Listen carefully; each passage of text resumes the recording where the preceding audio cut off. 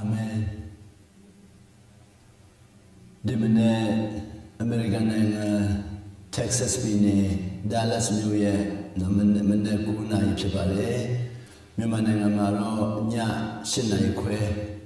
Chibare Mimananga Nya Sinai Que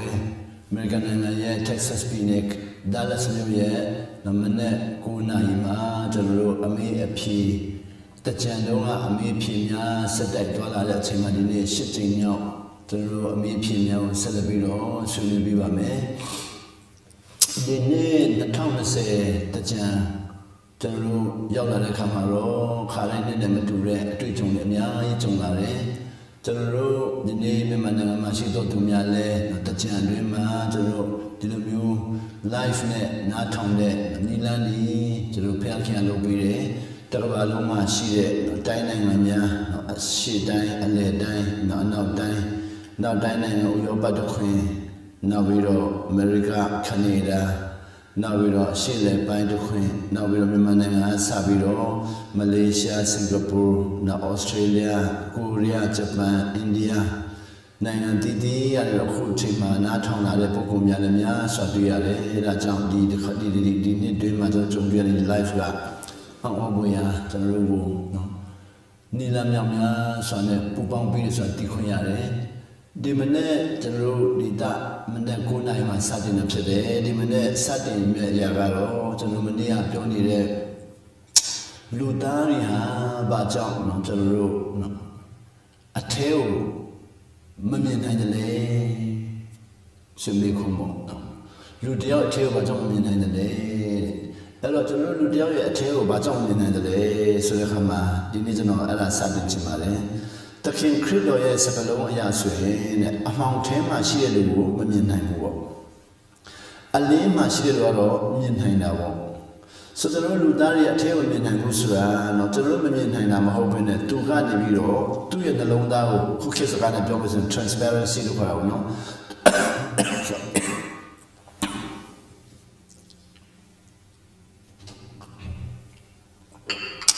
Cookies kind of blows and transparency to no? Transparency so as a 2 years alone now, Pongue, among them at Tarao. So among them are Pongushi, among them Ponga, to rule. Maybe time. So doing the long down in the Johnny, no. Louis and the long down, Nimuke moment among them are Pongu today, the Kingdom over.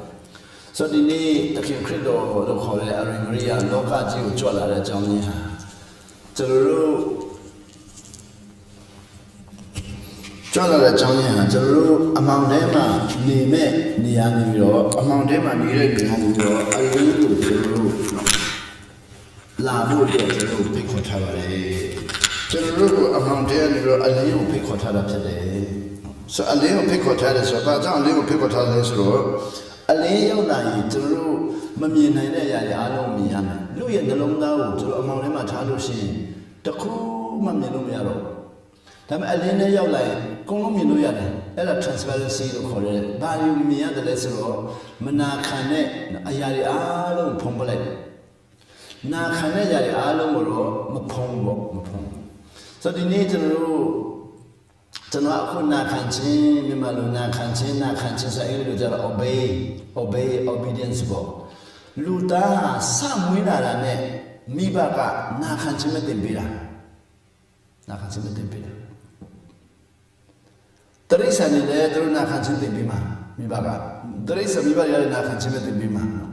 Quia the Quidadmio Tempire, Wakala Watadmio Tempire, Teresa Naya Nakanchimetimpire. Toluta, some winner and Nakanchimetimpira. Tell me that Luta, Nakanchimetimpire, Mibakurai. Manakan Kere to it. Ponta Kere to it, Nakan Chie, Anitara Dipudra, Matin Pinham, Illusion of formal instruction of Hore, Apoya Metin Pinham, conviction of Hore, a tale Matin Pinham. Ara John, Taru, Janina Kanchi, Apoya Nakan, Alum or Tunum Yaro, Pontari, Manakan, Alum Pontari. Eri Pontare, Nalonda Alongu, taking credo Angasi Ulaba, the Tendo Ngasi Ulaba, a lente Ulaba, Sinon Kanishi, အငယ်7နော်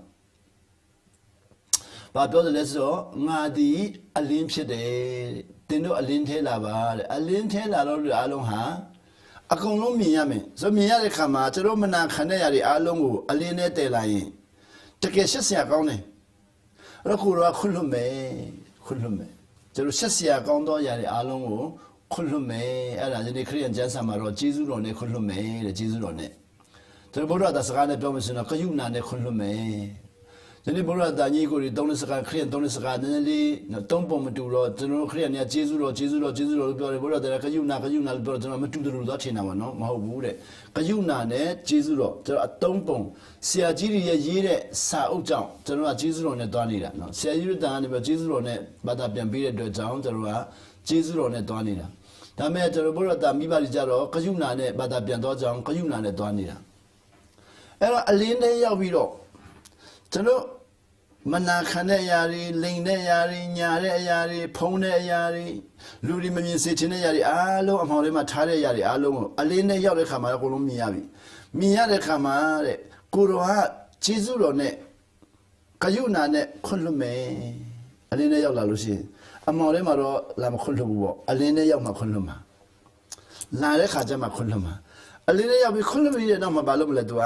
အဲ့ဒီမနာခံတဲ့အရာတွေအားလုံးကိုနော်ပြန်သွားပြီးတော့မနာခံရပြန်သွားပြီးတော့ဘဝပြန်ဖြတ်မဲ့စမ်း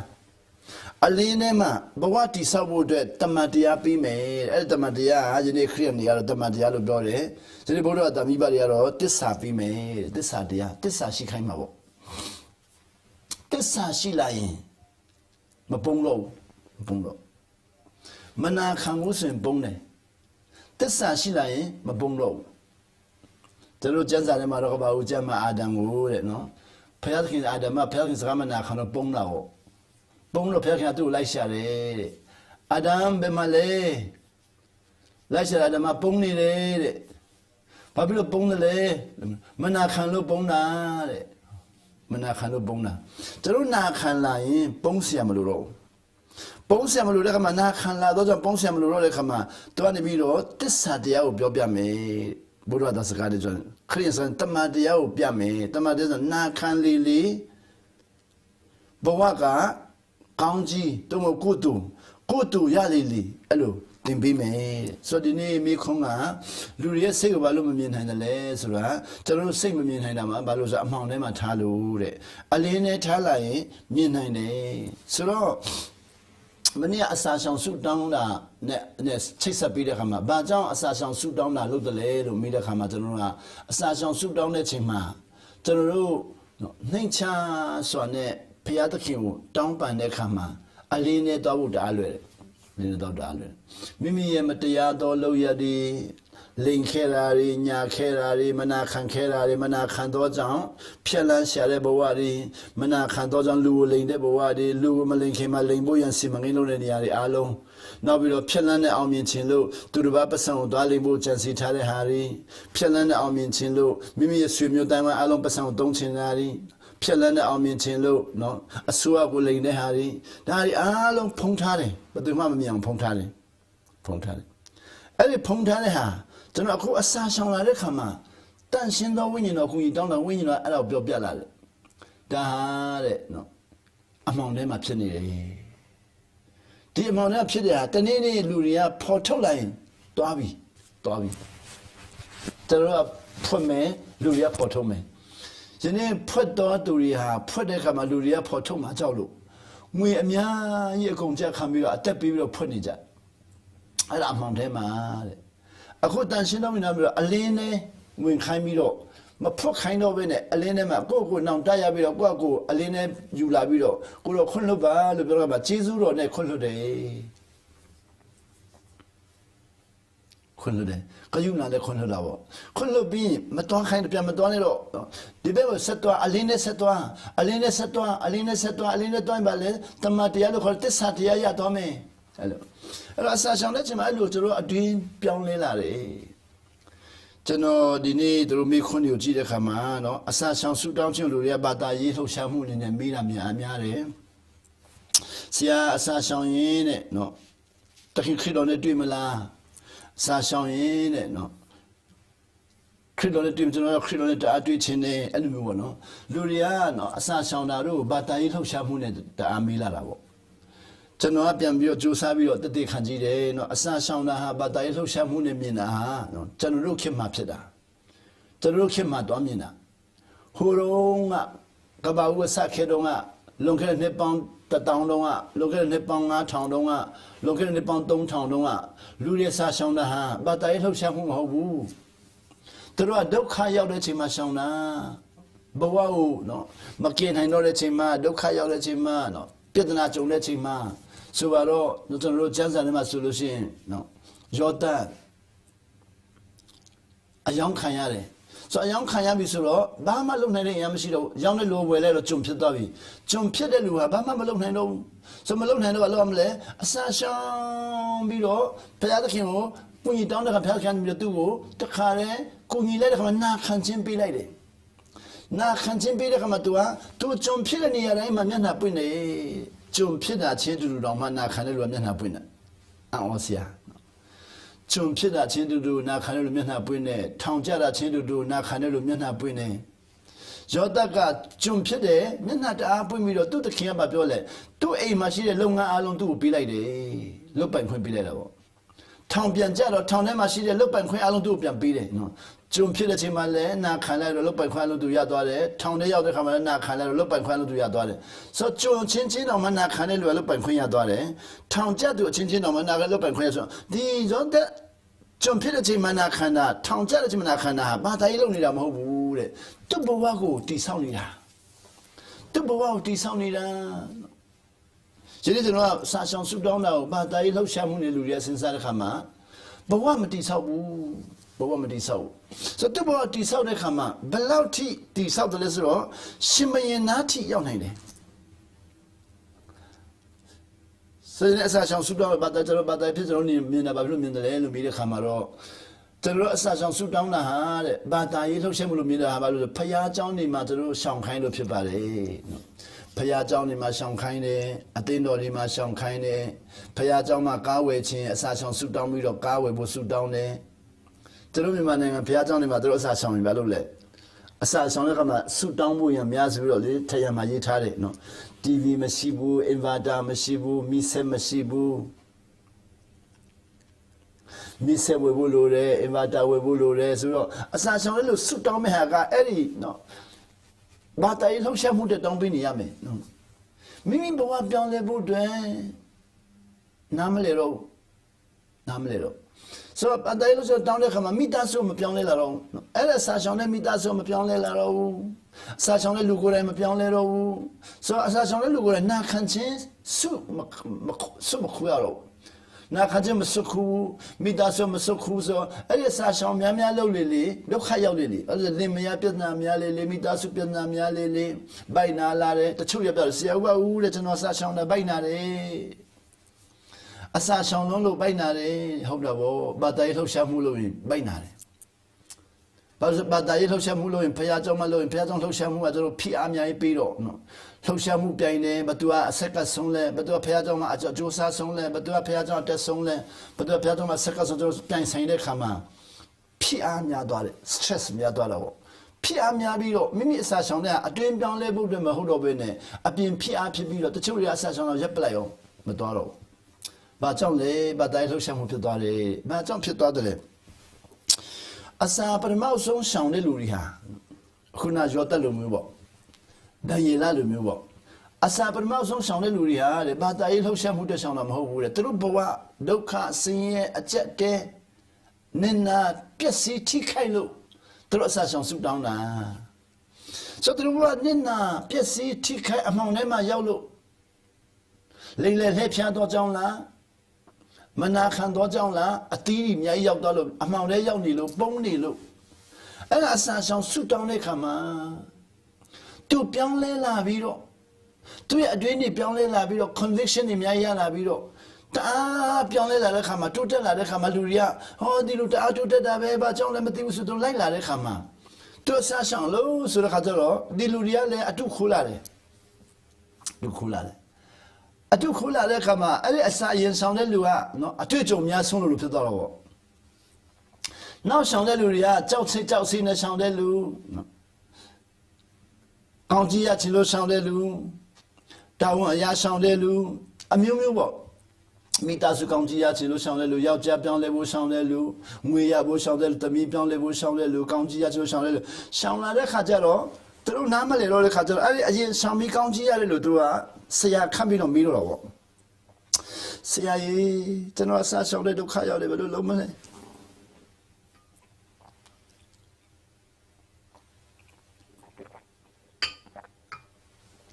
ဘယ်လိုလုပ်မလဲ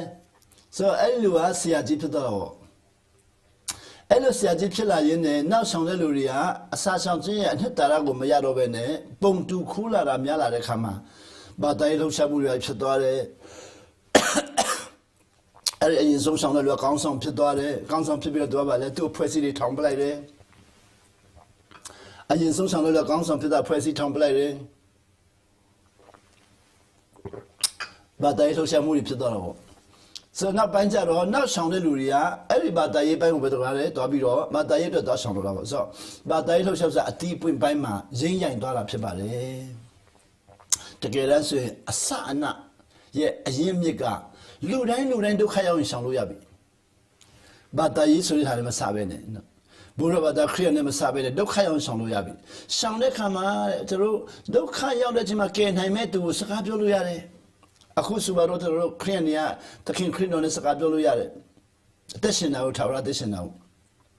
ဘုရားကညီကိုတွေကတော့အရိမရိယနဲ့စကားပြောလို့ရတယ်အရိမရိယတခင်ခရစ်တော်တယောက်တည်းကျွန်တော်ကအဲ့ဒါ2ယောက်3ယောက်ထင်ပြီးတော့ခွဲနေတာလူတွေကနော်အရှိတိုင်းသားတွေကအရိမရိယနဲ့ပြောတယ်အလေတိုင်းသားတွေကတခင်မစီယနဲ့ပြောတယ်အနောက်တိုင်းသားတွေကတခင်ခရစ်တော်နဲ့ပြောတော့သူတို့က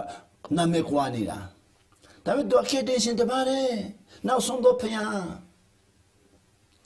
နောက်ဆုံးတော့ဖျားကယ်ရင်ရှင်တပါးလေသူ့အဆက်ဆောင်လို့ချင်းမှာဘာသာရေးနဲ့မဟုတ်ပဲနဲ့ဒုက္ခရောက်လို့သူ့အကူကြီးတောင်းမှာသူကဘာသာရေးထောင်တဲ့လူမဟုတ်ဘူးလောကကြီးကိုလာကယ်မဲ့လူသူပြောတဲ့စကားစံပါလေငါဒီလောကကြီးကိုကယ်ဖို့လာတာတဲ့ဘာသာရေးထောင်ဖို့လာလို့မပြောဘူးရှင်ရခန်းကြီး30ဖတ်ရင်လေ30 71 72 73ငါကြွလာတာဟာဘာသာရေးထောင်ဖို့မဟုတ်ဘူးနော်နိုင်ငံတော်လာပြီးတာနိုင်ငံတော်ဆိုတာရှင်မင်းဖြစ်ဖို့လာတာလောကကြီးအားလုံးကိုကယ်ဖို့လာတာကယ်ဖို့ဆိုတော့ကယ်တင်ရှင်ရိမရိယကယ်တင်ရှင်ခရစ်တော်နဲ့ဆန်ဆောင်ပြီးစကားပြောရမယ်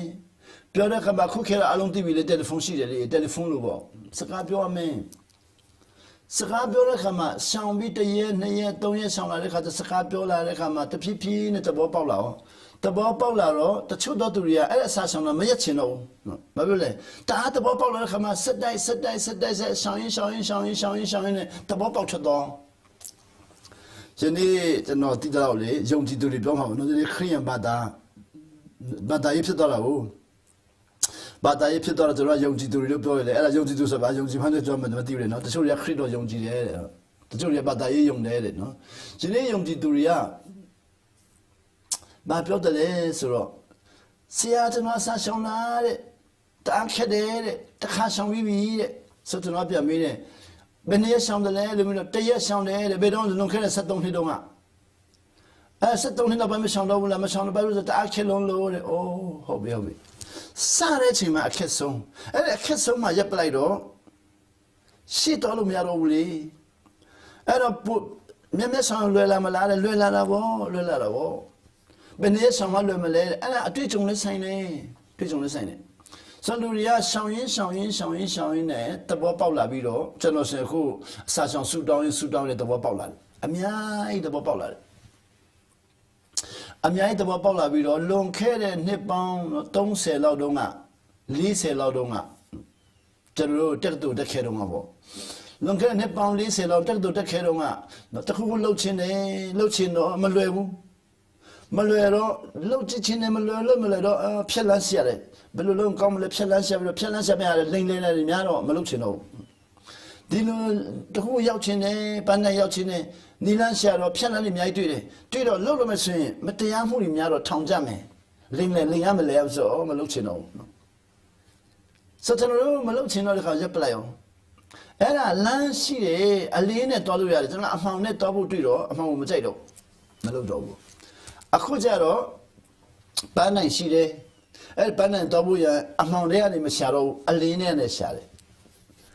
里年的下来，那看要没说低了，那看到这个要了，按我不呀。里年的下比如 process 了，好了喏。里年的 process 说了，说实在里年多的干嘛的？要多的干嘛？按我不呀，按我不呀。ဒီလောက်လွယ်တဲ့ဟာအဲ့လိုဖြစ်သွားတော့နော်အလင်းနဲ့တော့တားလွယ်တယ်အမှောင်တွေကဆိုရင်တော့ခလုတ်တိုက်မယ်ခိုင်မိမယ်ရိုက်မိမယ်ထောင်ကျမယ်အဖမ်းခံရမယ်ဆိုတော့အစာရှောင်လာတဲ့ခါမှာကျွန်တော်ဘတ်တူမဆိုအစာရှောင်ပြီးတော့ဘာသာရေးနဲ့မစပဲနဲ့ခရိယာနဲ့မစပဲနဲ့ဗုဒ္ဓဘာသာနဲ့မစပဲနဲ့မိမိပြဿနာလေးကိုပဲတခါလဲအစာရှောင်ပြီးတော့အမှောင်တွေကမြင်တဲ့အရာတွေအားလုံးအလင်းနဲ့မြင်နိုင်ဖို့ရအခုညီတောင်းရင်တခင်ခရစ်တော်ငါဒီလောကအလင်းဖြစ်တယ်တဲ့ဘာသာရဲ့လင်းမဟုတ်ဘူးနော်ငါဒီဘာသာရဲ့လင်းလို့မဟုတ်ဘူးငါဒီခရိယန်အလင်းလို့မပြောဘူးငါဒီဗုဒ္ဓဘာသာအလင်းလို့မပြောလောကအလင်းတဲ့ကျွန်တော်တခါလေကျွန်တော်ကငါဒီလောကအလင်းဆိုတော့ကျွန်တော်ဖတ်ပါလျက်နဲ့ခရိယန်ရဲ့အလင်းလို့ထင်တာတွေအများကြီးပေါ့နော်တချို့တွေဆိုခရိယန်တွေမှာတော့မှကိုင်ကနရဲ့အလင်းပေါ့ငါတို့အသင်းတော်ပဲခရစ်တော်နဲ့တွေ့မယ်ပုံစံမျိုးပေါ့နော်ကျွန်တော်ကဖတ်နေပါလျက်နဲ့အမြင်ဟောင်းကအုပ်ချုပ်ထားတော့မပြောင်းနိုင်တော့ဘူးပေါ့ကျွန်တော်တို့ချင်းပြနေတော့လို့ဆိုရင်ပူပြီးတော့ဆိုးတယ်ဘာလို့လဲကိုယ်အတင်းတော်ကခရစ်တော်တွေ့နိုင်တယ်ကျန်တဲ့တင်းတော်မတွေ့နိုင်ဘူးဆိုတဲ့တွေးခေါ်ရှိတာဟုတ်တင်းတော်တည်လာလည်းငါတို့ပဲခရစ်တော်တွေ့နိုင်တယ်ဟိုအတင်းတော်ကြီးမတွေ့နိုင်ဘူးတဲ့ဆိုတော့သူကကန်တပ်လိုက်အောင်တခင်ခရစ်တော်ဟာလောကရဲ့လင်းဖြစ်တယ်တဲ့တူးစီကိုသူတွေ့လို့ရတယ်ဘာသာရေးပေါင်ခတ်ပြီးတော့တွေ့တာမဟုတ်ဘူးနော်ကိုင်းကနာပေါင်ခတ်ပြီးတော့တွေ့တာမဟုတ်ဘူးလောကအလင်းဆာရှောင်းတဲ့လူကကိုရောတွေ့ချင်းအရင်မရီယာနဲ့တွေ့ကြည့်လို့ရတယ်အရှင်မစီယာနဲ့တွေ့လို့ရတယ်တခင်ခရစ်တော်နဲ့တွေ့လို့ရတယ်သူတပါးလေရှင်းပြလာမှာတွေ့လာပြီးတကယ်နာခံလို့ရှင်သူကအလင်းနဲ့ခေါ်သွားပြီးတော့အလင်းမှတကယ်နေတော့တကယ်နာခံရင်အလင်းနဲ့မှကြီးမားသောຢာတွေကိုပြမယ်ဒီနေ့မှာတော့ကောင်းကင်နိုင်ငံတော်လို့ခေါ်တာပေါ့နော်ဘုရားသခင်နိုင်ငံတော်ရဲ့တော့ဆိုတော့ကျွန်တော်မနေ့ကဟာခါလို့တော့ပြောပြီးအခုဒီနေ့ပမာလို့ပြောစီမယ်ဒီနေ့ကျွန်တော်တို့ဘာသာရေးဖြစ်သွားတဲ့ခါကျတော့ဒီနေ့အရိမရိယနဲ့သခင်ခရစ်တော်နဲ့အစင်မစီယဆိုပြီးကွဲသောလောကကြီးမှာနော်အရှိလေပိုင်းကအစင်မစီယနဲ့တွားခြင်းနဲ့အနောက်တိုင်းကသခင်ခရစ်တော်နဲ့တွားခြင်းနဲ့အရှိတိုင်းအရိမရိယနဲ့တွားခြင်းနဲ့ဘာသာရေးဖြစ်တော့တကယ်အကူအညီတောင်းတဲ့ခါမှာတော့ကျွန်တော်ချက်ချင်းအကူအညီရနိုင်မှာဆိုမသိတဲ့ခါကျတော့နော်ခရိယန်ဖုန်ကြီးကမိတ်ဆက်ပေးမှဘုရားဝတ္တဖုန်ကြီးကမိတ်ဆက်ပေးမှတန်ဃာတော်ကြီးကမိတ်ဆက်ပေးမှဆိုတဲ့တွေးခေါ်ရှိတော့ကြောက်စိတ်နဲ့အစာရှောင်တဲ့ခါကျတော့ကိုရောရဲ့မေတ္တာကိုမဖမ်းနိုင်တော့ဘူးပေါ့ဒီအစာရှောင်တာလူတိုင်းဒုက္ခရောက်တဲ့ချိန်မှာရှောင်လို့ရတယ်ဒုက္ခဆိုကိုရောသူ့ကိုကူညီလို့ရတယ်ဆိုတော့ကျွန်တော်မဖမ်းနိုင်တော့ဘူးဆိုဘာသာရေးမြင်နေဆိုတော့တန်ဃာတော်ကြီးကမိတ်ဆက်ပေးမှအတွေ့အကြုံတအားများလို့မိတ်ဆက်ပေးမှခရစ်ယာန်ဦးဆရာကြီးကမိတ်ဆက်ပေးမှတွေ့ကြုံတအားများမိတ်ဆက်ပေးဆိုတော့လမ်းမှာအဆင့်ပေါင်းများစွာကိုရှိတယ်လို့တော့ထင်တဲ့ခါကျတော့အစာရှောင်ပြီးတော့မချင်းကြရတော့ဘူးအစာရှောင်ပြီးချင်းကပြန်တော့ကိုရောကျွန်တော်စကားလာပြောပြန်တဲ့ခါကျကျွန်တော်ကနေပြီးတော့အဲ့ဒါလာပြောတာကိုမနာခံမဲနဲ့သူများအတွက်ထင်ပြီးတော့သူများကိုတော့ပြောတယ်နော်ကိုရောကျွန်တော်စကားလာပြောဆိုတော့တွားချိန်ရတယ်မိမိအတွက်လာပြောတဲ့ဟာတော့မှလူတွေကချိန်ညာချင်းတာပေါ့ကြော်ညာချင်းတယ်ကျွန်တော်အမြင်နဲ့ပြောတယ်ယနေ့ကရင်ချင်းခရင်တွေကရင်ချင်းရတယ်တဲ့ဟုတ်ပြီယနေ့ကရင်ချင်းရတာအင်္ဂလိပ်လို event ခေါ်တာပေါ့ event process ရှိရမယ်ကရင်ချင်းရတာဘာကြောင့်ရတယ်လဲဆိုတာရှိရမယ်ဘယ်လိုအတွက်ရတယ်လဲဆိုတာရှိရမယ်ဒီနေ့ကျွန်တော်ခရင်နေကြတော့ကရင်ချင်းရတယ်ဆိုပြီးတော့ဘာကြောင့်ရမှမသိတော့ဘူးကရင်ချင်းရတယ်ဆရာကျွန်တော်ကရင်ချင်းရပြီးတယ်ကျွန်မကရင်ချင်းရပြီးတယ်ဆိုတော့ဘယ်တော့ရတယ်လဲလို့မျိုးလုံခရက်20တော့ကလုံခဲ့တဲ့နှစ်30တုန်းကစပါကြောင့်ရတယ်လေမိတဲ့ခါတော့ကောင်းကင်ရောက်ဘူးတဲ့။အိုးဖြက်လန်းတာအမြတ်သွားပြီ။ဖြက်လန်းတာအမြတ်သွားပြီ။ကဲတင်ချင်းရတာဟာကောင်းကင်ရောက်ဖို့မဟုတ်ဘူး။ဒါဟိုးအဆုံးအဲ့ဖြက်လန်းတာအမြတ်သွားပြီ။ကဲတင်ချင်းရတာရတဲ့နေ့မှာ तू ပေးတာရှိတယ်။အဲ့ဒါဟိုးတည်တဲ့ခါမှာကောင်းကင်ရောက်ဖို့အရင်မပေးဘူး။ဓမ္မဟောင်းကျမ်းကိုတော့ဖတ်ကြည့်မောရှေတို့အသက်တာကိုဖတ်ကြည့်လို့ရှိရင်မောရှေအကြောင်းကိုဖတ်ကြည့်အောင်မောရှေကတဲ့တရားဟောရကျမ်းထဲမှာရှိထားတာပေါ့တရားဟောရကျမ်းခန်းကြီး30အငယ်1ကနေပြီးတော့ဆုံးထိခန်းကြီး31အငယ်1ကနေဆုံးထိခန်းကြီး32အငယ်1ကနေဆုံးထိဖတ်လို့ရှိရင်မတွေ့တယ်ဆိုတော့ဖယားသခင်မောရှေနဲ့စကားပြောတယ်လက်တွေ့ကိုယ်တိုင်ကိုစကားပြောနေတာ ဒီလိုမြတ်တဲ့ချင်းဆိုင်ပြောနေတာမောရှိနဲ့ဘာပြောလဲမောရှိဖခင်ကပြောမင်းကောင်းကင်ရောက်မယ်လို့တခါမှမပြောဘူးအဲ့ဒါဆုံးမပြောပြဘူးမတခါမှမပြောဘူးမင်းအဲ့ဒီလားမျိုးတွေဥဆောင်ရမယ်လို့ပြောနေတာအဲ့ဒီလားမျိုးတွေဥဆောင်ရမယ်ရန်သူတွေအားလုံးနိုင်ရမယ်လမ်းမရှိအဟံတားတွေအားလုံးနိုင်ရမယ်ငါ့ကိုယုံကြည်ကိုးစားရင်ငါစကားနာထောင်အကုန်လုံးနိုင်ရမယ်သူနှစ်ပေါင်း40လုံးလုံးအဲ့ဒီမျိုးဥဆောင်တဲ့ခါမှာမင်းကောင်းကင်ရောက်မယ်ဆိုတော့တခါမှမပြောဘူးကောင်းကင်ရောက်ကြောင်းမှမပြောဘူးဒီနေ့တို့ဘာသာရေးကြတော့နိဗ္ဗာန်ရောက်ကြောင်းကောင်းကင်ရောက်ကြောင်းပဲပြောနေတာဟုတ်လောကရဲ့ကိုယ်တော်နဲ့တူမတော်ဘူးကောင်းကင်ရောက်ကြောင်းနိဗ္ဗာန်ရောက်ကြောင်းဆိုတော့တမလွန်ဘဝတည်းပဲတော်လုံးနေတာဟုတ်အဆုံးပိုင်းတည်းပဲတော်နေတာဟုတ်အခုချက်ချင်းမပြောတော့ဘူးဆိုမောရှိကိုဖယားတခင်မျက်နှာချင်းစကားပြောတော့တခါမှမင်းကောင်းကင်ရောက်ဆိုမပြောပြဘူးမပြောပြမင်းဒီနေ့ဥဆောင်ရမယ်အဲ့ဒါပြောနေတာမင်းဒီနေ့အဲ့ဒါမျိုးဥဆောင်ရမယ်နှစ်ပေါင်း40ဥဆောင်ကြမှာနေ့တိုင်းကိုသူစကားနာခံဖို့မင်းတို့ငါစကားနာခံရမယ်ငါစကားနာခံရမယ်လို့ပြောနေတာဆိုတော့တရားဟောကြခိုင်း31မှာတော့မင်းကတဲ့အခုအသက်120ပြည့်တော့မယ်120ပြည့်တော့မယ်ဆိုတော့119ဖြစ်မှာပေါ့ပြည့်တော့မယ်ဆိုတော့120မင်းကအသက်120ဖျက်ခံသူ့ကိုပြောတာမင်းအသက်120ပြည့်တော့မယ်တဲ့မောရှိကသူငွေကလေးကနှစ်ဘယ်လိုရှိလာလဲမသိဘူးနော်ဖျက်ကမင်းအသက်120ပြည့်တော့မယ်ကောင်းကင်ရောက်မယ်လို့သူမပြောဘူးကျွန်တော်တို့ကကောင်းကင်ရောက်ကြောင်းပဲစိတ်ဝင်စားတာဘာသာရေးတွေကဖြက်လန်းတအားလိုက်တယ်မောရှိ119နှစ်ရောက်တဲ့မှာဘယ်ခင်မှာပြောလဲမင်းတဲ့ဘိုးဘွားတွေထံပြန်တော့မယ်လို့ပြောတာဘိုးဘွားတွေထံဆိုတာတည်မဲ့ဟာပါအဖိုးဘွားတွေတည်တဲ့နေရာကိုတည်မယ်ဘိုးဘွားတွေထံပြန်တော့မယ်ခန္ဓာပြေမဝင်ရတော့ဘူးတဲ့မင်းကရုပ်သိမ်းမယ်တဲ့ကောင်းကင်ရောက်ကြောင်းလုံးမပြောဘူးကောင်းကင်ရောက်မလို့မပြောဘူးမောရှိနဲ့ဖျက်ကပြောတဲ့စကားလုံးနဲ့မှာကောင်းကင်ရောက်ဆိုတော့ခုမှမပြောဘူးအခုကောင်းကင်ရောက်တယ်ဒါပေမဲ့အဲ့ဒါ तू မပြောဘူးပြောစရာမလိုဘူး तू စကားနာခံဖို့ပဲ तू ပြောနေတာဒီနေ့ကျွန်တော်တို့ဒီနေ့ခရိယန်ယုံကြည်သူတွေကြတော့ဖခင်သခင်စကားနာခံဖို့လုံးဝမပြောဘူးကောင်းကင်ရောက်ဖို့ပဲပြောနေတာကောင်းကင်ရောက်ဖို့တေးချတယ်လားမတေးချတယ်ဆိုတော့တအားပြောတာကဲတင်ချင်းစိတ်ချတယ်လားမစိတ်ချဘူးလားကဲတင်ချင်းမပြောင်းနိုင်လားမပြောင်းနိုင်လားတေးချတယ်လားကောင်းကင်ရောက်မှတေးချဆိုတော့အဲ့ဒါပြောနေတာနာခံခြင်းလုံးဝမပြောတော့အဗြဟံအဲ့မောရှိလည်းမင်းတို့ငါစကားမနာခံရင်တဲ့အောင်စရာကောင်းတယ်မင်းတို့ငါစကားမနာခံရင်တဲ့ဘယ်လောက်ထိလဲပြောဆိုငါအမျက်ကဘုရားခင်အမျက်ထွက်မယ်တဲ့မင်းတို့ငါစကားမနာငါအမျက်ကတဲ့ထွက်လို့လောကကြီးတော့မီးလောင်မယ်တဲ့အဲ့လောက်ထိဒီနေ့သာသမီးကမိဘမနာခံတဲ့အခါမှာမိဘအောင်ဩတယ်ကျွန်တော်တကယ်ချင်းတယောက်ကကျွန်တော်ပြောပြတယ်သူ့သားကသူ့မနာခံတဲ့ခါကျတော့ကျွန်တော်ကပြောတယ်ဆိုအကူရေးတဲ့ကျွန်တော်သားကျွန်တော်မနာခံတာကိုကြုံလိုက်တဲ့ခါမှာတော့တဲ့လောကကြီးကတုံညဖြစ်သွားတယ်စီမံကိန်းအလုံးလည်းတုံညဖြစ်သွားတယ်အနာဂတ်အလုံးလည်းတုံညဖြစ်သွားတယ်တဲ့ကျွန်တော်ကြိုးစားပတ်စံရှာတဲ့အလုံးလည်းတုံညဖြစ်သွားတယ်တဲ့အခုပတ်စံအများကြီးရှာလာပြီးတော့စုထားတာတွေအလုံးလည်းစိတ်ဝင်စားတော့ဘူးတားကိုလက်တင်းနဲ့ထိုးပြီးတော့တေအောင်ထိုးရင်ကောင်းမလားလို့စဉ်းစားတော့ထိုးပြိုင်နဲ့နောင်တပဲရမယ်ဆိုအခုချိန်မှာတော့ကျွန်တော်ဟာနော်စိတ်အကြဆုံးချိန်ဖြစ်တယ်ကြည်စံမိဘကသာသမီမနာခံရင်ဘလောက်ထိစီမံကိန်းပြည့်စည်တယ်လဲဖယားသခင်ကျွန်တော်မနာခံဘာကစီမံကိန်းတွေဘလောက်ထိထိခိုက်တယ်ဆိုတော့ပြောပြနေတာမင်းတို့ငါစကားမနာခံရင်ကျွန်တော်တို့စီမံကိန်းတွေအကုန်လုံးပြည့်စည်သွားပြီဒီနေ့ယုံကြည်သူတွေကြတော့နာခံခြင်းလုံးဝမပြောဘဲနဲ့ကောင်းကင်ရောက်မှတေးချတဲ့ခရိယန်ကယ်တင်ခြင်းစိတ်ချပြီးဆိုကောင်းကင်လုံးဝလက်မြကြီးလက်ခံမလွဲတေးချတဲ့ကယ်တင်ခြင်းမပြောင်းနိုင်ဘူးဆိုတော့မနာခံဘူးတယောက်တော့တိုက်ခိုက်နေကြတာတိုက်ခိုက်ကြတယ်ပုတ်ခတ်ကြတယ်နာခံခြင်းလုံးဝမတင်ပေးဘူးပေါ့မတင်ပေးတဲ့ခါမှာခုဒီမှာနာခံလာတဲ့ခါကျမှသဘောပေါက်မဲ့အရာတွေအားလုံးကိုသဘောပေါက်နိုင်တော့ဘူးတဲ့သဘောပေါက်နိုင်ဘူးဒီနေရာမှာနာခံခြင်းရဲ့နော်အတိအပွင့်နဲ့မှာ6မျိုးကျွန်တော်အမြင်နဲ့ပြောပြတယ်နော်ဒီကျွန်တော်ရဲ့တက်တာမှာကျွန်တော်တင်ယူထားတဲ့6မျိုးပေါ့နော်ဒါလူရနာခံတဲ့ခါမှာတဲ့နော်အနှိမ့်ဆုံးသောနာခံခြင်းမှာနာခံရင်အဲ့ဒီနာခံတော့သူကစိတ်ဆိုးတဲ့နေရာအမြင်နဲ့ရောက်တယ်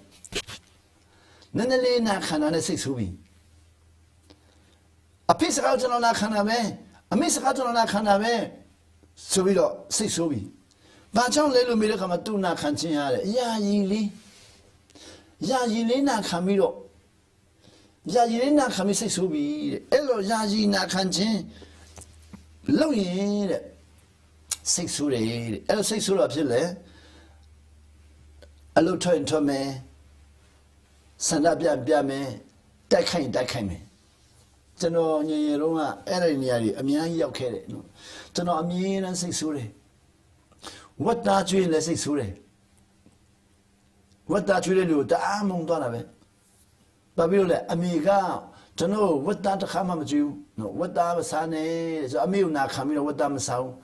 A pin outdoor or what that latrio. So a meal not can I care out with the wapa widow, a pimadonna comes on Madido. What that latrio, Damon Donna. $6.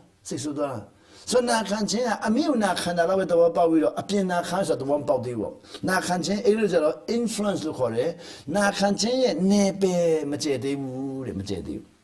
So the Rona can't influence Lure, nepe chebulure. You don't a pin a meal not can carry, Majakima see at the body not come. Majakima longa shin in a come, Majakima gonson in a come, influence Jibulu influence. Influence and name something, my lord, 6 Sure. 6 Subi on it, 6 Sura Chola Biswe, Luriablo Nakane, Jalo Nakane, Jalo Nakanaro, no, as usual Majalo, Luna Yay Majalo, Pitana Bomajalo, Nakanao. And I Chola in a reward. Reward Sulabalis or Telu, Luchindoya Mayama Suru Nakana. Luchindoya Mayama Suru Nakana, Jalo, Beluso, to have Sanaro Shidame, and Luchindoya Mayaro Busin. Ta, look how you're doing. Number later or 2D. Down a yat Nakana, the Tamaro, the road Tamaro, Yasiji Nakane, Down Zone Nakane. Miman and Tamaro City Anakane, amazing Naka. So I look Nakana Kamadro, Tawayana Kano, cheerful cooperation, a long anima at all ready, Alminated, Lunga Alminabo. Number Najaro, Mitane Nakana. The low Mibaga, Dadmi Uchida, Dadmi Miba Uchida, Ella Mitane. The no saying, no Lulu do that all our. But you are all the less of Niki Natario Giro, Tali at Alechiman, Tanin don't need to let him, no. I mean, animal do Maro, El Caliliano, deep out in the air. Deep out in the Amiani, the damn pound with my bombless, I may percent in my pound, so hobbies, I mean, 2% in my pound, Mitane. So Tanga, I may percent a deep out, a pin Luagiro. Zulaida, dear Miaro Judavi, Judavi, 2 diet deal percent in my pound, General, Nita Namale Luaro, Loma Alamana Cancino. The Mita Nale Miaro, Tipo Kane, now. Ella Mita ne Pilla donna Cancini. Every Pianama Nama Chow Jaro, a day penale donna Cancimo. A day penale donna Cancino, I mean, Soma Rose Shire, Ella Balizo creative excitement locale, a day penale biswin, Mamma Panhai donna Cancin. More banjay machiro, no. I mean, na cancin, T-twin, just Saturday na cancin. Na cancin, na Camania, 2 days, the cane, no. Chima do county yellow, mean na cancin. Na cancin, see a near a loo yet, no. Loo yet don't na cancin, yodare. So, Ella, did the council mood in Andia, Lord Hamadrua, out by my say Sure, na Kanama say Sulara. Nakana Jaulo, Nakana, the Huyachinusra, number 20 era, management ma, long unquin machine management ma. Ella $10, Aluya Buruaro. Number Lina Bangana Machata leadership name machine, the Gonsong. The name of Manangano, Chidekama, Nature on Hayake. Turu English Asuya letter, don't hold the Bansua letter, Ganimiro, the Lulu Yabu Sala Chima. Teroga na Kambiyala Mahoben, Taikabiyalo, Manakamene, Jusaviyalo. Engligo Mana Kanili, Lula Engligo Mana Kamene, Tai Lula Yamisudamine, Loshakero, Lula Yoshamukoro.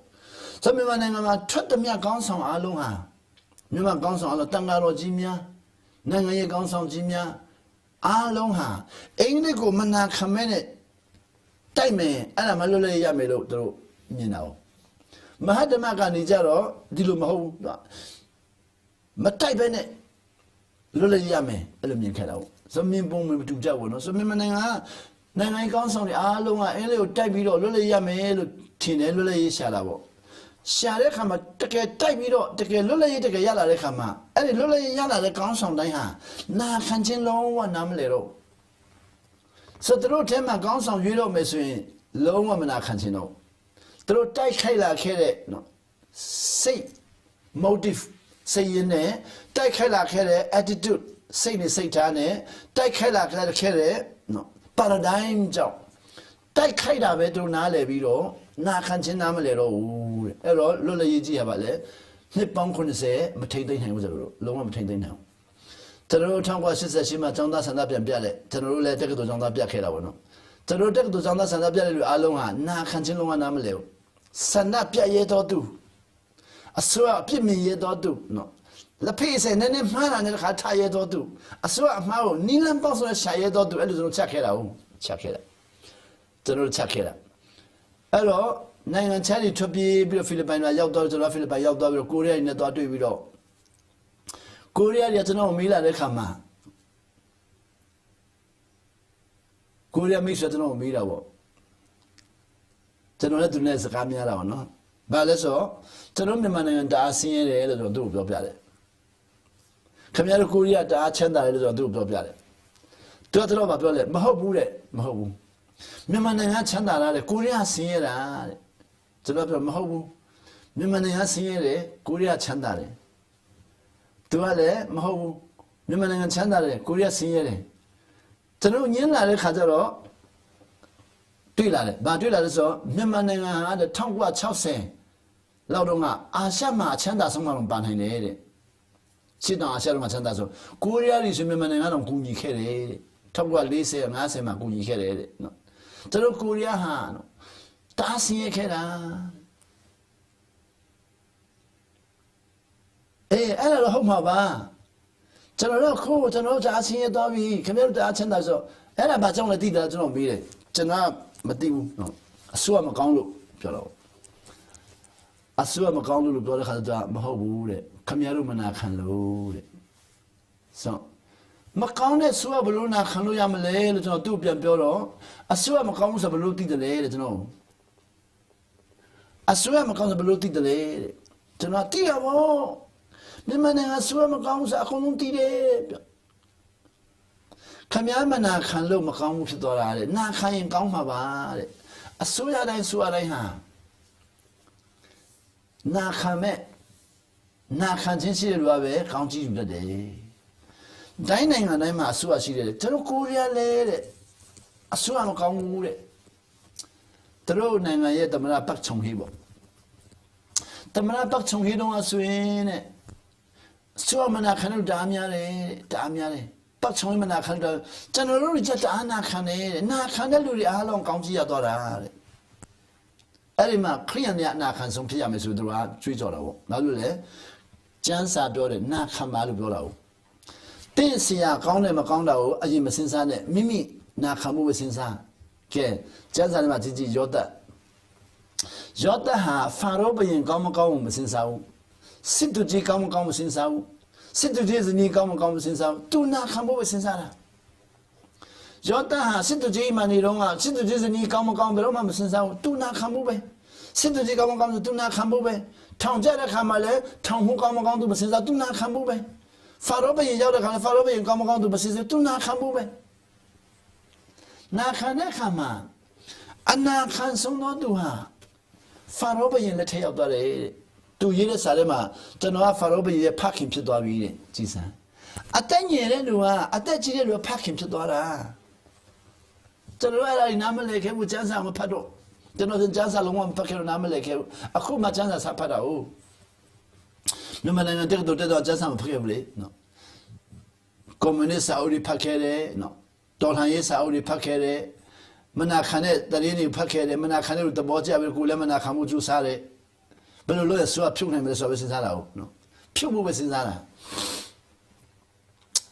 Daniela ဘာဖြစ်လို့နိုင်ငံရောက်သွားတဲ့ခါကျတော့နေပုခနဲ့ကောင်းမကောင်းသူမစင်စားဘူး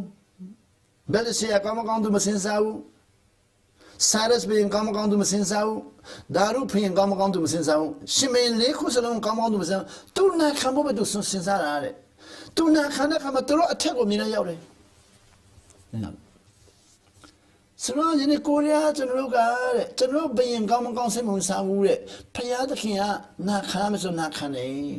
ကိုရီးယားနိုင်ငံပြောင်းလဲပြစ်လိုက်ပြီးတဲ့တို့ပြောင်းလဲပြစ်လိုက်အဲ့ဒီနာခံတဲ့လူတွေအများကြီးမဟုတ်ဘူးတဲ့နော်900ခိုင်နှုန်းလောက်ပဲရှိတာတဲ့900ခိုင်နှုန်းလောက်ရှိတော့သူတွေကကိုရီးယားနိုင်ငံကြီးကိုပြောင်းလဲပြလိုက်ပြောင်းခိုင်းပြလိုက်ကျွန်တော်တို့နိုင်ငံမှာလည်းနော်နာခံတော့သူကနိုင်ငံကိုပြောင်းလဲခိုင်းမှာအခုချိန်မှာတော့တက်မတော်ကနာခံတော့တက်မတော်လည်းပြောင်းလဲခိုင်းမှာကျွန်တော်တို့မြန်မာလူလေးရပြီးတဲ့နေရာဆပ်ရဒီနေ့ဒီနှစ်ပေါင်း90တွေမှာတက်မတော်ပဲနာခံတာဟုတ်လူလေးရပြီးနောက်ဒီနေ့နှစ်ပေါင်း90တွေမှာမြန်မာတက်မတော်ပဲနာခံတာဟုတ်ဆိုသူပဲလောစထိန်းတာပေါ့နိုင်ငံရေးတမအလုံးမနာခံဘူးဘာသာရေးအလုံးမနာခံဘူးကောင်းဆောင်တွေမနာခံဘူးတရားဟောဆရာတွေမနာခံဘူးတက္ကသိုလ်ဆရာတွေမနာခံဘူးမနာခံတဲ့လူတွေအလုံးဟာနာခံခြင်းရဲ့တကူနာမလဲတော့ဘူးအဲ့ဒါအစာဆောင်ဆူတောင်းခြင်းမှာတွားရနိုင်တယ်ယနေ့ကျွန်တော်အစာဆောင်ဆူတောင်းတော့အဲ့လိုမျိုးအတွက်မဟုတ်ဘဲနဲ့နော်ဘာသာရေးလှုပ်ရှားမှုကားဝယ်ဖို့အတွက်လှုပ်ရှားမှုဆိုရင်ဘာဖြစ်လာတယ်လဲဆိုကျွန်တော်မြောက်တကုံမှာနေခဲ့တာဟုတ်မြောက်တကုံမှာ25နှစ်နေခဲ့တော့ကျွန်တော်တို့လူတွေပြောပြတယ်ဆရာကြီးတဲ့ကျမတို့တိတ်အော်တယ်မြောက်တကုံရဲ့အိမ်ဒီမှာဘုရားရှိခိုးကြပြီးတော့အစာဆောင်ကြတယ်ဘာသာရေးအတင်းပေါ့အဲ့တော့အိမ်ဒီမှာအစာဆောင်ပြီးတော့အစာဆောင်တဲ့ဖွဲ့ကအမျိုးသမီး15ယောက်20အစာဆောင်ကြတာပေါ့ကျမတို့ကတဲ့အစာဆောင်ပြီးတော့တဲ့ကားဝယ်ဖို့ဆူတောင်းလာတာ15နှစ်ရှိပြီ15နှစ်ရှိပြီ15နှစ်ဒီကားမဝယ်သေးဘူးတဲ့ဆူတောင်းလာတာအစာဆောင်ပြီးဆူတောင်းလာမဝယ်သေးဘူးတဲ့ကျွန်တော်တို့အစာဆောင်ပြီးတိုင်းလက်ဖေးသွားတော့လက်ဖေးဆန်းဝယ်ပြီးသွားပြီတဲ့လက်ဖေးဆန်းပြောတယ်တဲ့နော်ရှင်တို့နော်အမတို့လက်ဖေးလာတော့တဲ့ပတ်စံနဲ့ကားဝယ်ပြီးသွားပြီလို့ပြောတယ်တဲ့ဆိုတော့လက်ဖေးသွားတော့တဲ့လူကကားဝယ်ပြီးသွားပြီတဲ့ကျမတို့15နှစ်စာဆောင်လို့မဝယ်သေးဘူးတဲ့အဲ့ဒါဘာကြောင့်လဲတဲ့ဘုရားသခင်ကမပေးချင်လို့လားလို့မေးတယ်ကျွန်တော်ကပြောတယ်ကျွန်တော်တို့အစာဆောင်တာဘာသာရေးလှုပ်ရှားမှုဖြစ်သွားလို့ပါနော်နာခံခြင်းအတွက်မဆောင်ဘဲနဲ့နာခံခြင်းစွမခုပဲနဲ့ကျွန်တော်အစာဆောင်ပြီးဆူတောင်းရမယ်ဆိုတော့နော် event တစ်ခုပေါ့အတွက်ဖြစ်သွားလို့ပါဒီနေ့မြန်မာနိုင်ငံမှာကယ်တင်စီရတဲ့လူတွေအားလုံးဟာနော် event လို့ခေါ်တဲ့ဖြစ်တယ်ဆိုတော့သိပြီးတော့ကြားမှာနာခံခြင်းခန္ဓာတို့မသိဘူးပေါ့နာခံခြင်းမပိုင်ရင်အလင်းနဲ့မရောက်နိုင်ဘူးတဲ့မနာခံတာတဲ့အဖောင်နဲ့ရောက်သွားပြီမောင်နဲ့ရောက်သွား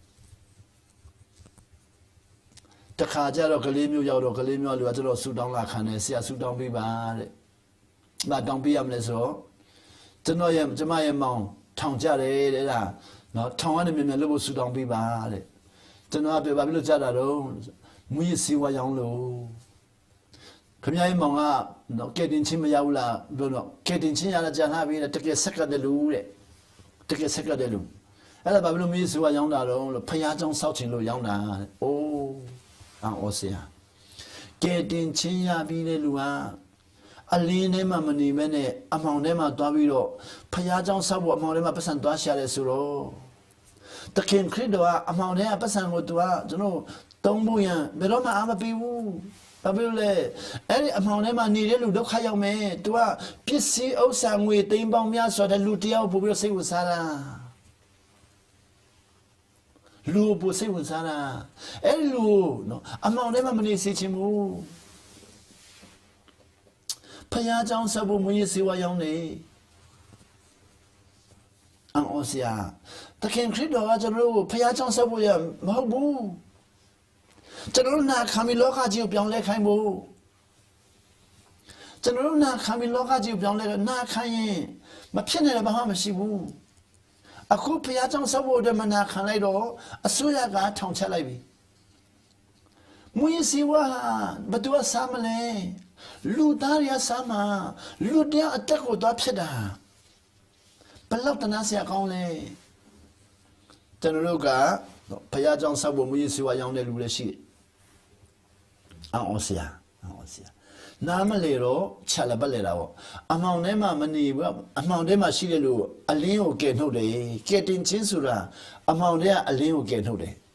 Dinero Luria getting China be it, Tovide, Long Abama Lura would it. Da, Luria Balanama, little Piola, no. Getting China is at the get answering, no. General the name we Jin and Hajime. Wetain bound the town. Tamuda Ajide. Getting China, a mean do Yara Mahobu. Alone minute do yada. Pepomino. Getting China Sura, min donia Yodara Mahobu. Alone minute do yashi dollar, lesson. So the can credit to know getting China some beat it. And getting China some beat it, but alone minute do lesson beat it. And I do not hang me. We think bound the town and hang me. We think bound the town, Ludia got to know the Tidia when we think bound the lesson la beame. Did done it, Tetame, Don it. Think bound the town la baby, the noise you like me. And I want to know ye lay up as a pilay up as a widow. No. Chachime, don't kind to Yamala. Go na hello. Think the town yard how. Ni lay up as a coolay up as a malay up as a do don't kind of Yamla. Meabu. Don't kind of Yam. Mimi na Hanoya get in chin. So I get in chin how. Don't think the town yard how. Don't put me a ding town, put me up. Think the town, my G-man, don't pay the dime. Go near Gurio. Lima, think the town yard will drop you in. Near Guria Yomla. Think the town yard will drop you in Guria Yomla. Pretty celebrate my print. So the yellow lemma print, the hill lemma print, and hill lemma print, the town lemma print. My print, but my sheet I've seen my mending the Donima. But the print mamma print now. Oh, Congi on my print, so no, but you know. Sitting there, got such him, but things on primiro. They in the town, they are the town, the town, Nina ain't only. Luriani la Rome. Oh, do think the town yari, Nina ain't only. I got to rua, Bematoya, the little milame. Oh, the king credosia la yare, Plome. Tanro Yan and the Lalumime, or Yan Hembare. Judas or Chingajima. Tusakana Kanjima, Yamil Dopion to lay like my wall. Tanrosa Kuya did that in town, talk of a pre-minute. Don't be telling how you can get in China, getting just all the Hadro. But to a mamma, you know, my pre-nana. So they get in China, Nang of the car, Tom Primu. Get in China, Sura to get answer, Sarah let her get her. A mound there get her. A bit here get her. What you are get her? Cabiro Bell Boomerang. Nang no Dokayama. Piado Canang or Dama.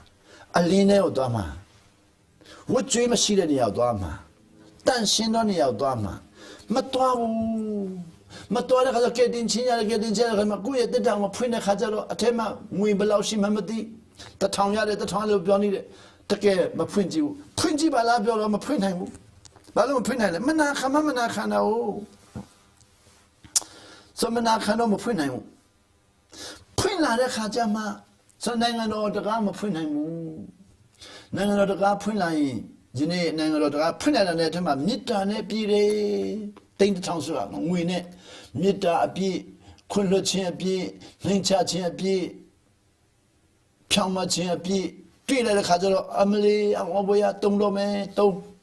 Mita a bee, Dom, Kunlo Chin a bee, Dom, Lincha Chin a bee, Dom, don't let come at Chin, don't let him out to him, be judging Maleno. We will, Amia in the Churia, don't let come on, don't need Matiro, the Hali Ashomia Bore, Nenare, Matondalo. I don't know, Ninare, because I'm a shoe, don't. I take the town, don't lie, and tell him and don't lie, Da Johnson Lavi, Da Johnson. Na can be don't lie, pull on Johnson Dile.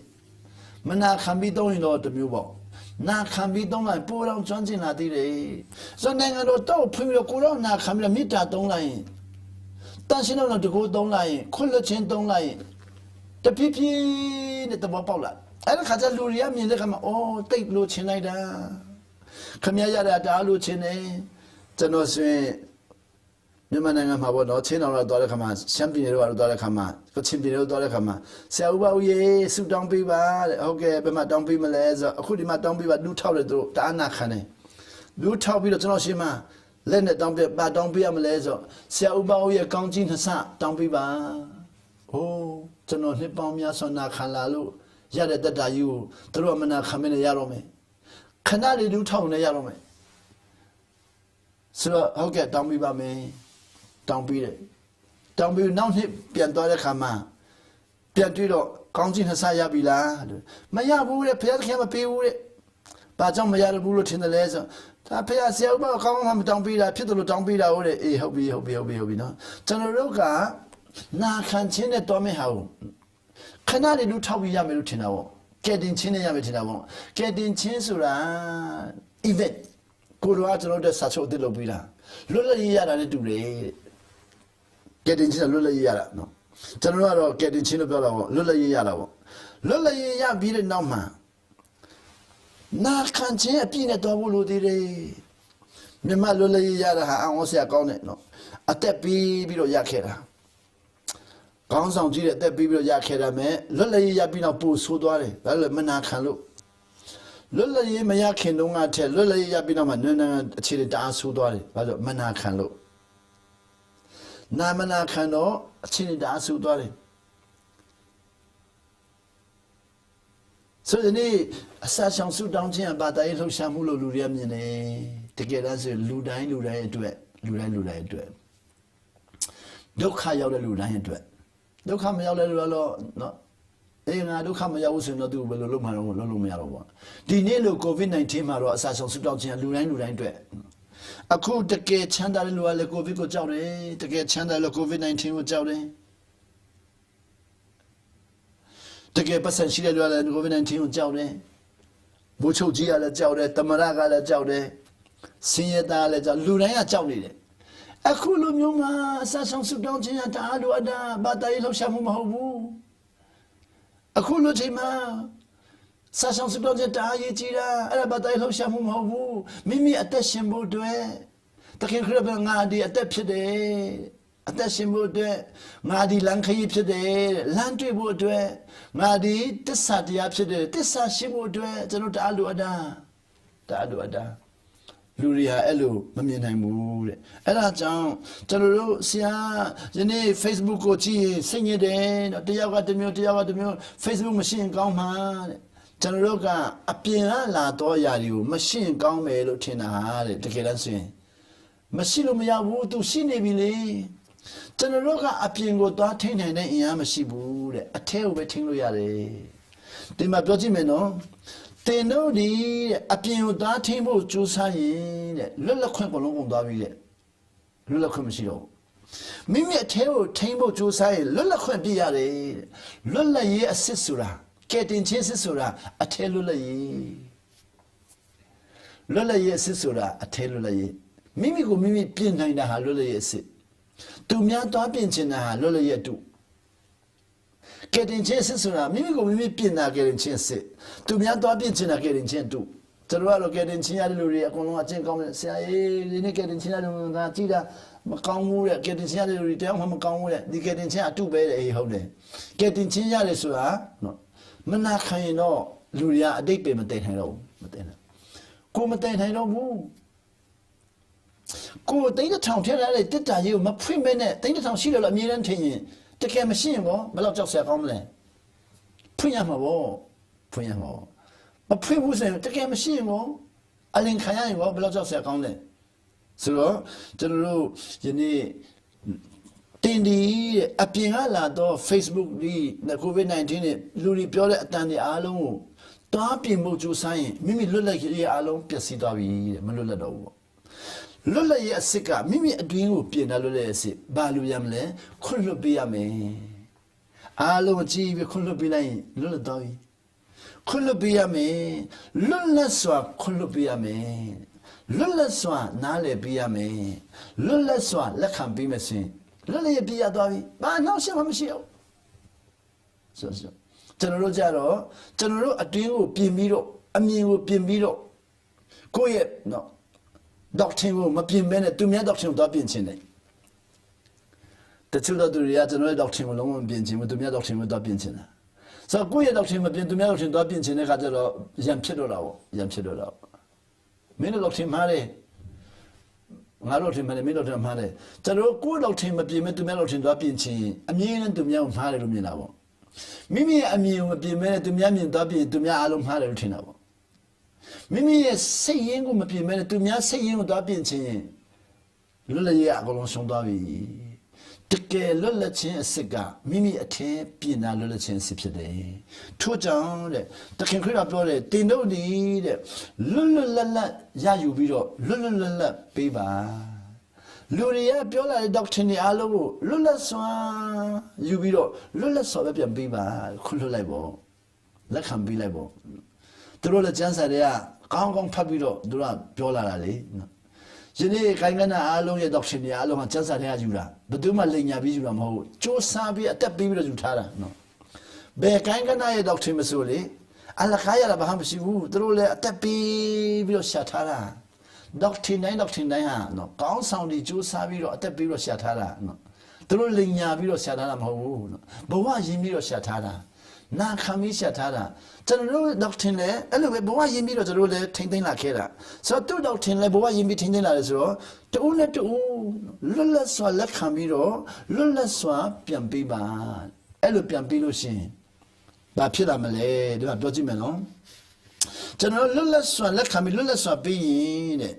တင်းရဲ့အတိတ်ကတင်းရဲ့အနာဂတ်ကိုထောင်မချတော့ဘူးကျွန်တော်အတိတ်ဆိုတာကျွန်တော် doctrine ပေါ့ကျွန်တော်တို့ doctrine ကိုပဲအတိတ်ကရင်သူများ doctrine မှားတယ်ဆိုရင်အနာဂတ်တောင်ကျသွားပြီဆိုတော့သူများ doctrine နဲ့သူများစီမသွားချင်တော့ဘူးနော်ကျွန်တော်တို့ doctrine မဟုတ်တဲ့လူစီမသွားချင်တော့ဆိုတော့ထောင်ကျသွားပြီပေါ့အနာဂတ်ထောင်ကျသွားပြီကိုယ်အတင်းတော့ doctrine ကိုပဲကင်ပြီးတော့သူများ doctrine အလုံးမှားတယ်လို့မြင်ရင်သူများအတင်းတော်တွေကိုလုံးဝမသွားချင်တော့မိမိအနာဂတ်ကဖောင်သွားပြီပညာမရှိတော့ကိုယ့်ရဲ့ယဉ်ကျေးမှုပဲကောင်းပြီသူများယဉ်ကျေးမှုမှားတယ်ထင်ရင်ထောင်ကျသွားပြီကိုယ့်ရဲ့တည်ချက်ပဲမှန်တယ်သူများယဉ်ကျေးမှားတယ်ဆိုရင်ထောင်ကျသွားပြီကိုတိလာခဲ့တာပဲမှန်တယ်သူများတိတာမှားတယ်ဆိုရင်သူတို့လည်းအတက်ပြီးတော့ရှာလာခဲ့တာလေးစားစွာလက်ခံပြီးတော့လေးစားစွာနားလည်ပြီးကျွန်တော်လိုက်လျှောက်ရမယ်လို့သူတို့ပြောတာမဟုတ်ဘူးသူတို့ရဲ့အမြင်အဲ့လိုလက်ခံပြီးရင် your past hold your future hostage ကျွန်တော်တို့ကအတိတ်ကိုအားကိုးလုံးတော့ကြောင့်အနာဂတ်ထောင်ကျသွားပြီအတိတ်ကိုအာမကူပါနဲ့တဲ့နော်နေ့စဉ်နေ့တိုင်းနာခံခြင်းနဲ့တွားကြည့်ပါတဲ့နာခံခြင်းနဲ့တွားရင်မပြောင်းလဲနိုင်တဲ့အရာဘာမှမရှိဘူးယနေ့ယောသဟာနော်ကိုလုံးလုံးအယောင်းခံရပြီးတော့ဖာရောဘုရင်ရဲ့ထက်မှရောက်သွားတာဟာနာခံခြင်းနဲ့တွားလို့ဖြစ်ပါတယ်ကျန်တဲ့အရာတွေအားလုံးသူတက်ကတူတက်ရမယ်မတက်ဘူးဂျာကြောင့်တက်ရမယ်မတက်ဘူး university လည်းမတက်ဘူးနော်သူကစစ်တကြီးအိမ်နဲ့နော်ထောင်ထဲမှာပဲနေတာဒါပေမဲ့နာခံခြင်းကြောင့်အတွင်းမှာအော်ရမစိတ်ကကြီးမားသောစရိတ်တောက်ရသွားတယ်ကြီးမားသောစရိတ်တဟာတဲ့နော်လူတာမန်တွေကဖြတ်လို့မရဘူးမပြင်နိုင်ဘူးပေါ့မပြင်နိုင်ဘူးဒါရလာဇေရုဆလမ်သူ့ခေါ်တော့အသက်20ကျော်ရှိတော့ဟိုရောက်ပြီးတော့နာခံတဲ့ခါမှာဂျုံနေရဲ့တင်တဲ့ဒီမှာနာခံလိုက်တဲ့ခါမှာတဲ့ရှင်မင်းစီရောက်သွားတယ်ကျွန်တော်တို့ဘာသာရေးနဲ့တွားတဲ့လူတွေအားလုံးကနော်မနာခံတော့အစိုးရကလည်းမနာခံတော့မနာခံတဲ့ခါမှာကျွန်တော်ဗါလဲငါတို့အတင်းတော်ကတော့ကောင်းကြီးရောက်ဖို့တမနာခံမှုဆိုတော့ကောင်းကြီးရောက်ဖို့တမနာခံတော့ဘူးဖယားတခင်ကတင်တော့ကောင်းကြီးရောက်ဖို့တနာခံမှာဆိုမပြောဘူးမောရှိကိုသူဖယားတခင်မောရှိနဲ့မိတ်ဆွေဖြစ်တာနှစ်ပေါင်း40မိတ်ဆွေဖြစ်တာကောင်းကင်ရောက်ဖို့ဆိုတော့တခုမှမပြောဘူးနာခံဖို့ပဲပြောပြတာကျွန်တော်တို့ကကောင်းကင်ရောက်ခြင်းတဲ့စိတ်ကဘာသာရေးလှုပ်ရှားမှုဖြစ်နေတယ်ထို့ကြောင့်ကိုယ်တော်လည်းမတွေ့နိုင်တာဒီနေ့လဲဆက်လက်ပြီးတော့တော့တောက်ခွင့်ပြီးတဲ့ဘုရားရှင်ဘုန်းတော်နာမတော်ထင်ရှားပါစေနားထောင်သူများလုံးလည်းကောင်းကြည့်ရပါစေနောက်နေ့လဲပြန်လည်ပြီးကြိုးစားပါမယ်အရောက်တဲ့ဘုရားရှင်ကောင်းကြည့်ပေးပါစေ